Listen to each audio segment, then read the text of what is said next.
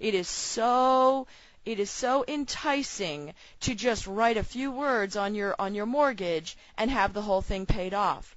But now you are essentially using this straw man fictitious thing that these evil people instituted.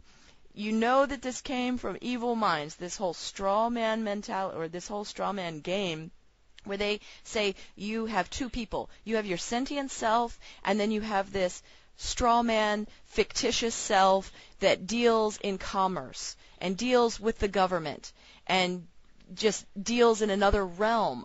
Well, I live on this earth, and I only see one realm. I don't want to play in that realm, and I know that you also take that tact, correct? And so, it's interesting. I just wanted to make this point, especially in this program, because a lot of people are going to get tripped up by that, I believe. And I'm not saying that those people are bad at all. I think they have really good intentions, and maybe they can pull it out and use all that money to just like give reparations to countries that the war machine has destroyed. Maybe that's a solution. Maybe it will work out that way. But paying off your beer bill on this and using your Social Security number, there's your number, the mark of the beast, as some people refer to it. Now when they come to you with a microchip, what are you going to argue? What are you going to argue when you took all that free stuff? You're not going to have it inside your heart to argue your freedom because you went for the goodies. You went for the trick, the bait and switch. You see what I'm saying? So. Oh, well, absolutely. But to be clear. Yeah.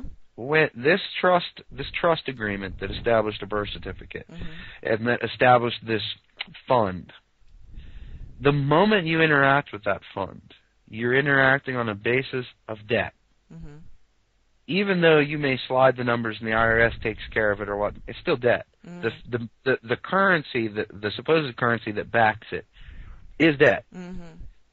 So you're just consenting to the system. Right. Simply by interacting with your straw man and interacting with a person.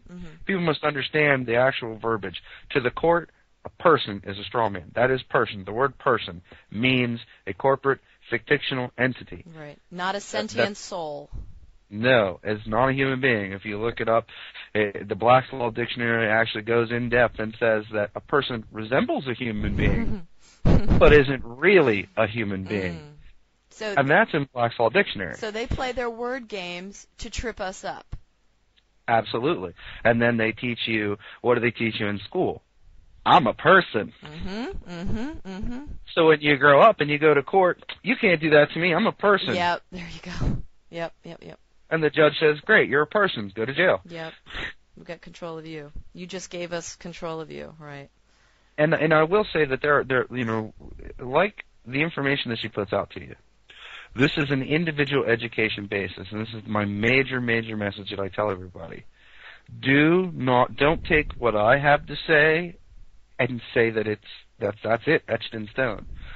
Definitely don't take other organizations, the Moors, they have their own agenda going on, and trust me, it's not what you think it is.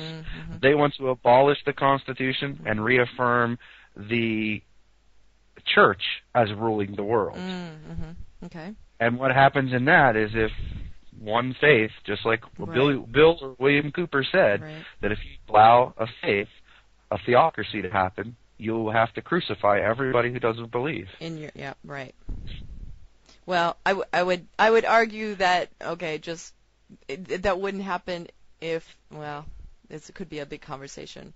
Islamically, if somebody actually truly followed the true rules of Islam, there would be no crucifixion of people that did not believe. That's not how it goes. But although most people believe that that's how it goes, it's not true.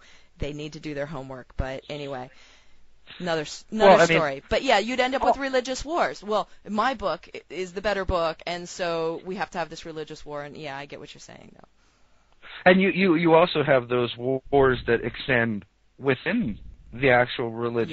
Yes. You have this faction saying, no, you're interpreting it wrong, and the other faction says, no, you are, and then you have this clash within their own ideology of the church, and this is the main reason why atheists, theists, Christians, Muslims, Buddhists, and I think about, 2,000 other forms of religion when they came together in one hall called the Continental Congress of America, all of these religions were present, and they all realized one thing. Mm-hmm. We can't put any of us in charge. Mm-hmm. That's right. We can't. We cannot do it. And they, Adams actually quoted out of his own personal book, "The laws of man are for men and made on this planet to help men to exist free and independent. Mm-hmm. The laws of God are personal in one's own soul Mm-hmm. and cannot be attended to by a government." Mm-hmm. Interesting. So, I mean, there were this huge ideological battles over religion, over, kings, queens, all of these things when it came together, and they found the only way to do it, to keep everyone as happy as possible and keep society as non-warlike as possible, was to say everybody's independent, everybody can believe anything they want. Mm-hmm. As long as they don't oppress another.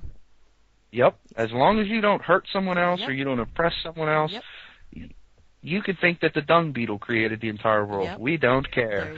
There you go. Yep. Perfect.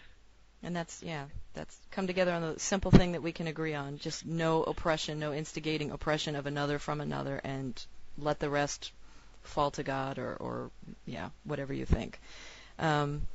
So really quick, I thought we should talk about the the fiat money system, and there's a point I like to at least that came to my mind about the whole as soon as the Congress gave the Federal Reserve the right to print the banknotes, took it away from government and gave it to them, and essentially the government.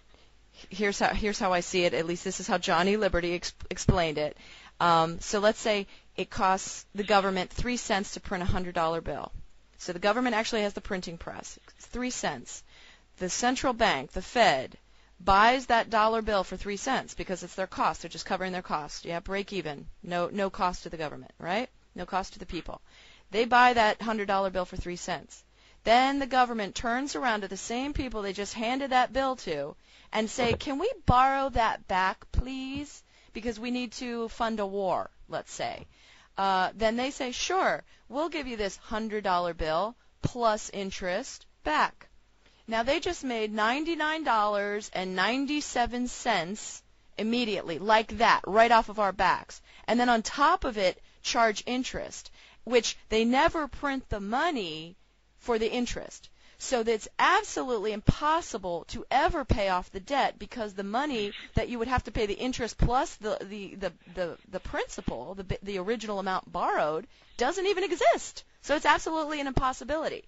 So what happens is then they're able to go in and scoop up all the collateral, which is the land and all the everything, all the assets. So people think they own their house. Even let's say they pay it off, they think they own their house. It's a joke. You don't own your house. They own it. Because we all fell for this trick, we all fell asleep. So what I would like to just get your take on, like Ron Paul, I love Ron Paul and he's woken up a lot of people, but I wonder if, when he suggests that we should pay off the debt and we should be working to pay down the debt, is he not just serving the whole game? Because I'm sorry, is that not a fraudulent contract? I mean, to say that to the people that, you guys could have, it was treasonous. The Federal Reserve Act in itself is treasonous. So I don't see how that contract can even hold. I don't see why anybody owes debt to these central banks because they've done absolutely nothing.